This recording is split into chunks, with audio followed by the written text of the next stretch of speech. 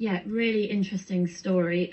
So in recent weeks, we've been seeing signs of recovery in Wales, Scotland and Northern Ireland when we've been getting those figures coming through. In some cases, there have been no COVID-associated deaths on some days.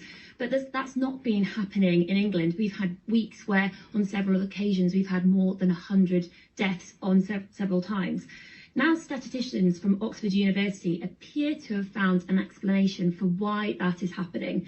They say that when recording data, Public Health England looks at whether a person has ever tested positive for coronavirus and then whether they're still alive at a later date. So that means that anyone who's ever tested positive for coronavirus is included in the death figures, even if they've died from something else. So one pretty startling example is a person could test positive, be successfully treated and discharged, say in April time, and then in June could be run over by a bus and die.